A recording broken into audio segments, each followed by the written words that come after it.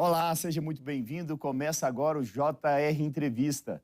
Hoje aqui com a gente o deputado Arthur Maia, do União Brasil da Bahia, presidente da Comissão Parlamentar Mista de Inquérito, que investiga os atos de vandalismo na Esplanada dos Ministérios do dia 8 de janeiro. Nessa quarta-feira, vocês definiram os primeiros depoimentos e vão começar com o ex-superintendente da Polícia Rodoviária Federal, Silvinei Vasques. Por que esse depoimento? Logo de abertura. Boa noite, Thiago. Nós estamos iniciando os trabalhos de oitiva dessas pessoas a partir de um critério cronológico. Entendemos que é preciso observar o que aconteceu antes do 8 de janeiro, porque há uma compreensão de que é uma compreensão tanto óbvia de que o 8 de janeiro não aconteceu apenas no 8 de janeiro. Qual seria a ligação do Silvinei Vasques? Olha, superintendente da Polícia Rodoviária Federal. O requerimento Não tem muito a ver com as eleições, essa questão? É uma narrativa de que todos esses atos que culminaram com o 8 de janeiro estariam conectados por uma linha de ação. E a primeira delas teria sido, evidentemente, a tentativa de impedir a realização das eleições de uma maneira livre e democrática e, de certa forma, tumultuando o trânsito de veículos pelas rodovias brasileiras. Veja bem, eu aqui no papel de presidente, eu estou dizendo a narrativa que consta do requerimento que foi aprovado. Não estou aqui afirmando... O senhor está como juiz, né? Estou como juiz desse processo.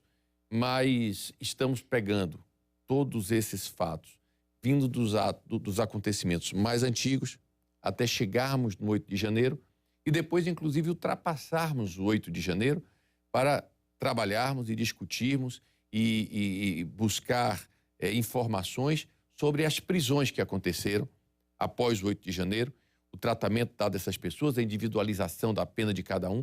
Enfim, esse é o trabalho da CPMI. Depois vocês vão ter um outro depoimento relevante, né? Que é o senhor George Washington, que ele foi preso após a tentativa de colocar um explosivo em um caminhão-tanque perto do aeroporto aqui de Brasília, correto?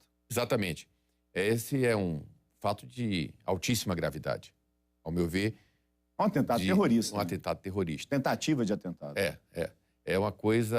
E você sabe, eu fui o relator da lei antiterror e um ato de terrorismo, ele, para se caracterizar, não precisa que ele aconteça. Basta o planejamento, e no caso ali, foi mais do que o planejamento, ele começou a executar e apenas não concluiu a execução. Mas é um ato de extrema gravidade. Se aquilo de fato tivesse acontecido, nós não podemos nem imaginar qual teria sido a proporção daquele atentado terrorista. Então, é preciso que a gente ouça também esse cidadão, como outros tantos que estão aí para serem ouvidos. O senhor esteve com o ministro Alexandre de Moraes, do Supremo Tribunal Federal, ele que tem, né, um inquérito extenso já de investigação sobre os atos de vandalismo no dia 8 de janeiro. Como que foi a conversa? Ele vai compartilhar com a comissão os dados da investigação até agora? Tiago, existem vários processos tramitando no Supremo Tribunal Federal, inclusive alguns em segredo de justiça. Eu fui solicitar ao senhor ministro o compartilhamento dessas informações. O ministro me deu uma resposta bastante satisfatória. Com relação a esses inquéritos, que não tem mais nenhuma diligência a ser cumprida, ele autorizou para que assim que chegar o nosso requerimento, ele possa abrir, fazer esse compartilhamento para que os membros da CPMI tenham acesso a essas informações. No que diz respeito a processos que ainda estão em diligência e que, portanto, estão concluindo quase essa investigação, ele me pediu para que nós aguardássemos durante um prazo máximo de 45 dias, que é o prazo que ele pretende ter como concluído todos os processos. Cada caso, cada acusado é um processo diferente. Cada acusado é um processo diferente. Então, pode ser que tenha algum processo que esteja concluído daqui a 15 dias. O outro pode estar concluído daqui a 30. Na medida que forem acontecendo... Vocês pretendem ter acesso a tudo. Essas conclusões, o sigilo vai sendo passado para nós. Entretanto, o prazo máximo são 45 dias. Isso ajuda bastante a CPMI, porque o Supremo Tribunal Federal, através da Polícia Federal, já vem fazendo essa investigação há 5 meses. Portanto, nos poupará tempo para que a gente possa avançar com mais celeridade. Vocês estando com essas informações, a ideia é avançar, né? Não ir na mesma direção que o Supremo já foi. Sim, porque uma investigação, ela tem sempre essa característica. É como se fosse um fio. Você faz a convocação do João, o depoimento do João implica em ter que convocar o José, a convocação e o depoimento do José implica em chamar o Pedro e por aí vai. Então, nós acreditamos, inclusive, o escopo da CPMI é mais amplo do que o inquérito que está, basicamente, investigando aqueles atos antidemocráticos acontecidos no dia 8 de janeiro. Nós estamos fazendo uma investigação mais ampla. Vocês aprovaram mais de 200 requerimentos na primeira sessão de votação de requerimentos. E tem alguns requerimentos interessantes, né? Por exemplo, a quebra de sigilo, compartilhamento, né? O pedido, já que a Polícia Federal já fez essa apreensão de aparelhos celulares do ex-presidente Jair Bolsonaro, do ex-ajudante de ordens do ex-presidente, o tenente-coronel Mauro Cid, e também do ex-ministro da Justiça, Anderson Torres, também ex-secretário de Segurança Pública. Essas informações todas que vocês pediram, a expectativa é de que essas informações comecem a chegar na comissão quando? Olha, eu não sei lhe precisar a data, mas eu já enviei hoje esses requerimentos, enviados para os órgãos que têm hoje esses dados para que cheguem na CPMI. Eu acho que quanto mais informação, melhor. Quanto mais informação, melhor. As pessoas me perguntam, aonde a CPMI quer chegar? A CPMI quer chegar à verdade. Existem hoje duas narrativas de dois posicionamentos políticos opostos no Brasil. Aqueles que acreditam que foi um golpe, uma tentativa de golpe de Estado. Aqueles outros que acreditam que foi uma grande armação. Mas o fato concreto, para mim, e não acredito e não defendo nenhuma narrativa nem outra, para os brasileiros de uma forma geral, o que interessa é saber por que um grupo de vândalos invadiu o Congresso Nacional, invadiu o Palácio Planalto, invadiu o Supremo Tribunal Federal, e ainda é mais grave quando se diz que o propósito daquelas pessoas era interromper o Estado democrático de direito que nós construímos no nosso país, e precisamos saber o que de fato aconteceu. Aquilo ali foi uma ação de vândalos de uma maneira aleatória, ou aquilo de fato constituía-se em um movimento muito mais amplo, concatenado, idealizado, com o propósito... Essa é a grande resposta, né? De interromper a nossa democracia. Se houve organização ou se foi... Isso. Então, a mim, vandalismo, como presidente da comissão, que não sou um deputado de governo, nem sou um deputado de oposição, eu sou um deputado que tem pautado o meu voto dentro daquilo que eu identifico que seja melhor para o Brasil, eu me sinto muito à vontade para buscar essa resposta. Eu sou um homem de profundas convicções democráticas. E a minha geração viveu, quando eu ainda estava na universidade, a reconstrução da democracia brasileira. Isso é muito caro para nós. Não é razoável que a gente tenha tido um acontecimento dessa magnitude e que isso tenha passado como se fosse uma coisa banal. Não é uma coisa banal. Não é uma coisa banal. O que aconteceu no dia 8 de janeiro é algo muito grave, que tem que ficar colocado para as gerações mais jovens, sobretudo, de que nós temos a obrigação de preservar a democracia, e preservar a democracia significa identificar quem foi que fez aquilo, o que é que aconteceu naquele dia. Se houveram pessoas que atentaram contra a ordem democrática, essas pessoas precisam ser punidas. Se houveram pessoas que tentaram facilitar de alguma forma que aquilo acontecesse com algum tipo de propósito político, partidário, ideológico, também tem que ser punidas. Agora, não é razoável que uma democracia, em um país da importância do nosso, viva uma situação daquela e o Congresso Nacional não dê uma resposta. O Congresso Nacional é o guardião da democracia. A grande diferença de uma CPMI para uma investigação que aconteça no Supremo Tribunal Federal é o que eu sempre digo. A CPMI é uma investigação em praça pública. Política, né? Para todo mundo acompanhar. Para todo mundo acompanhar. Aberta. O depoimento que foi dado lá na sede da Polícia Federal, por qualquer um dos que foram chamados até agora, nesses inquéritos presididos pelo ministro Alexandre de Moraes, são inquéritos que, pelo próprio rito da justiça, são prestados em salas fechadas. Na CPMI, não. O sujeito fala para o Brasil inteiro. O cidadão acompanha aquilo ali em tempo real. Isso faz com que ele tenha a capacidade de formar um juízo de valor e de se comprometer com a defesa das instituições democráticas. é muito importante para nós. Bom, vou só dar um recado aqui, deputado. E você pode assistir ao JR Entrevista na Record News, no portal R7, no Play Plus e também nas nossas redes sociais. E os outros depoimentos, né? Já que temos aí já mais de 30 convocações aprovadas pela Comissão Parlamentar Mista de Inquérito. Quando que vocês devem definir as datas de depoimentos? Esses outros depoimentos são muito esperados, Sim, né? sim, vamos fazer esses outros depoimentos.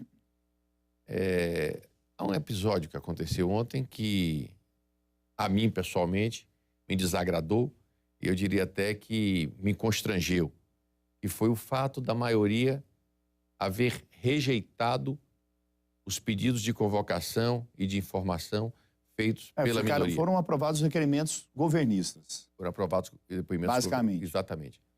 Isso não é condizente com o propósito dessa comissão.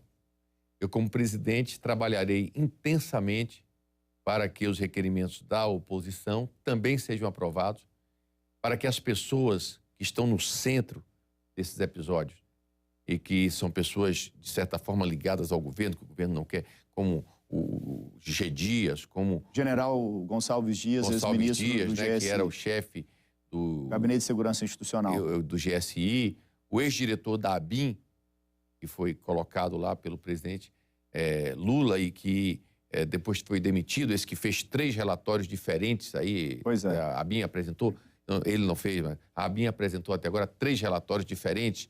Então, é necessário... Houve a omissão também de algumas informações, já que eles tinham conhecimento e depois mandaram para a Comissão de Inteligência do Congresso Nacional um relatório sem passar essas informações. Claro. Então, obviamente que um colegiado, uma CPMI, que tem o propósito de fazer uma investigação sincera, honesta, não pode chamar apenas aqueles que são indicados por um lado, ainda mais que é uma CPMI que tem um embate. O que o senhor achou desses 2 fatos específicos?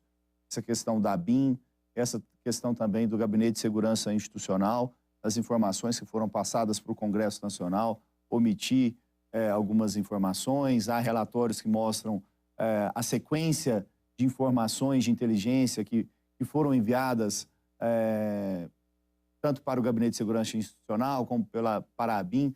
Como que o senhor vê essa situação? Olha, Tiago, eu tenho sido muito refratário a fazer qualquer tipo de juízo de valor. Claro. Até pela minha condição de presidente da CPMI.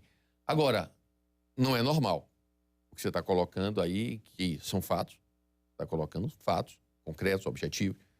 Não são fatos normais.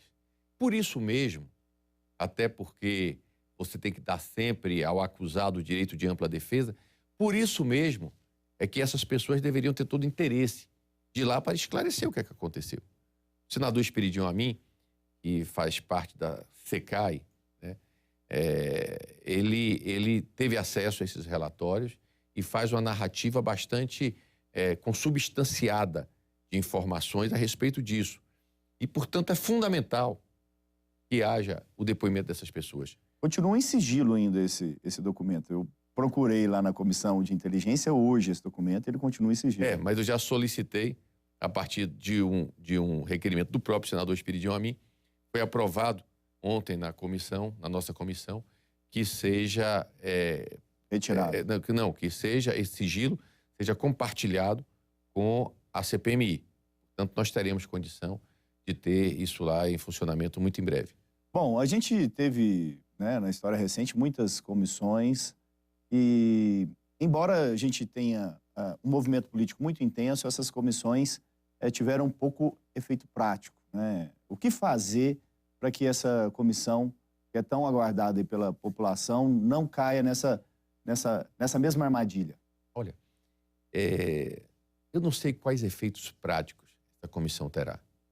Mas uma coisa é certa, é preciso que essa comissão traga à tona a verdade do que de fato aconteceu e que a gente possa mostrar para toda a sociedade brasileira se aconteceu ou não naquele dia a tentativa de um golpe de Estado. Porque esse episódio de tentativa ou não de um golpe de Estado, ele é crucial como um registro histórico. Eu acho que o grande mérito dessa CPMI é fazer um registro histórico do que de fato aconteceu. Não é um julgamento judicial, é um julgamento que tem uma base política, que está coletando dados, mas como eu digo e repito sempre, fazendo esse julgamento em praça pública para que todo o Brasil tenha condição de participar da CPMI, participar com a sua própria formação de opinião.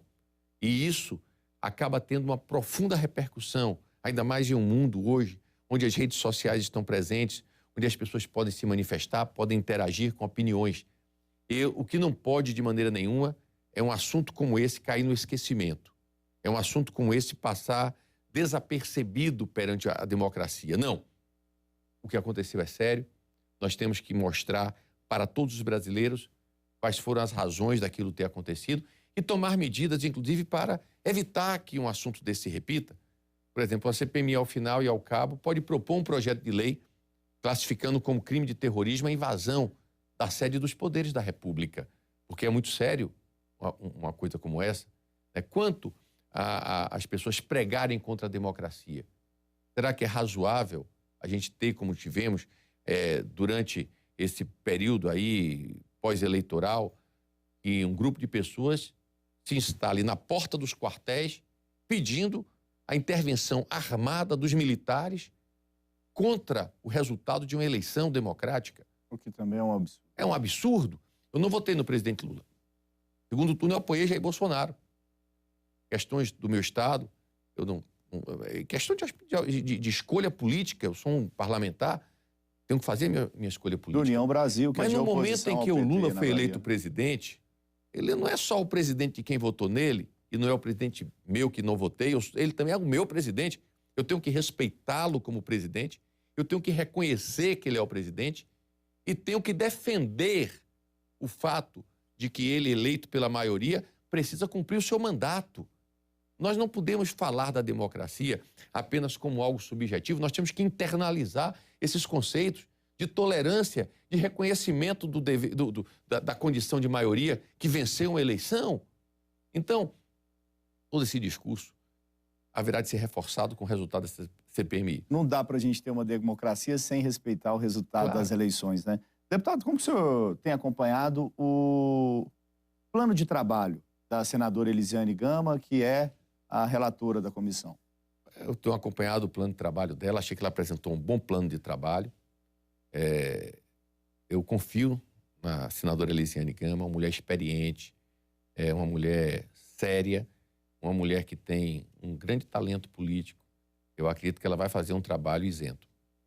Tá certo, a gente vai fazer um rápido intervalo e na volta a gente continua conversando com o deputado Arthur Maia, presidente da Comissão Parlamentar Mista de Inquérito, que investiga os atos de vandalismo no dia 8 de janeiro.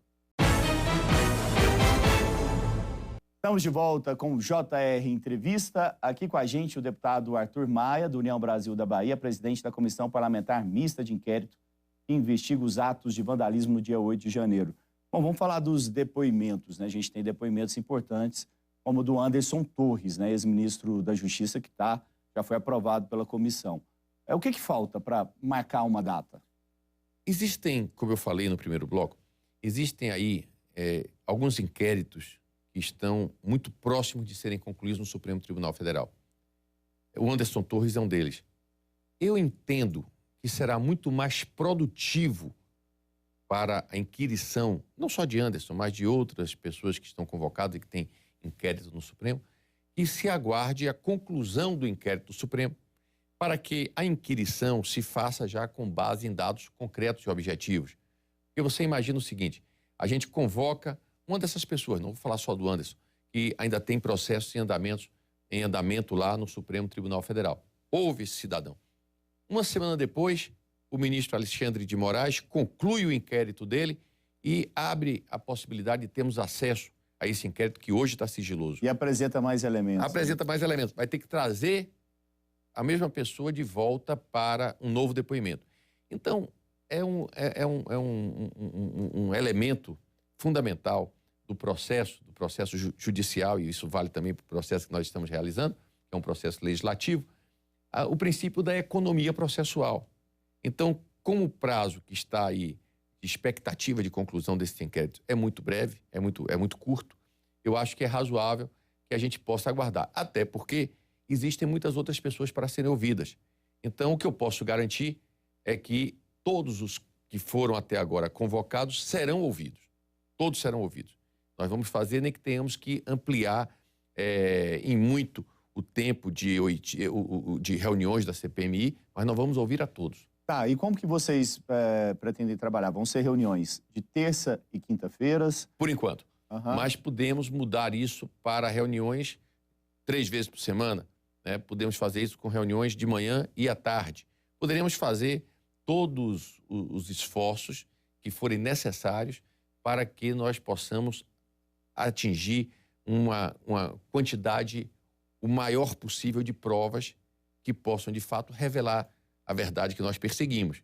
Houve ou não houve uma tentativa de golpe de Estado dia 8 de janeiro? Bom, e a gente costuma acompanhar esses depoimentos na CPI, né, em CPIs. São depoimentos longos, né? Vocês vão determinar um tempo ou vão ficar o dia inteiro mesmo, enquanto for necessário? Eu penso que, em muitos casos, é inexorável que sejam longos. Claro, na quinta-feira que vem, além desse cidadão que colocou a bomba, vai lá também um policial técnico que foi o herói que desmontou a bomba. Né? Eu acredito que o depoimento dele, por exemplo, não vai ser tão longo, porque vai dar lá uma explicação técnica, etc. Não vai ser tão longo quanto será, por exemplo, o depoimento de Anderson ou de G. Dias ou de pessoas que estão mais envolvidas com o processo político dessa CPI. Deputado Arthur Maia, muito obrigado pela sua presença aqui no JR Entrevista. Prazer estar aqui e poderei voltar, Tiago, outras tantas vezes na medida que a CPI for caminhando. E obrigado, como presidente da CPI, por essa cobertura que vocês têm dado ao nosso trabalho. Obrigado. Bom, JR Entrevista fica por aqui. Lembrando que você pode assistir a essa entrevista na Record News, no portal R7, no Play Plus e também nas nossas redes sociais. Muito obrigado pela sua companhia. Até a próxima.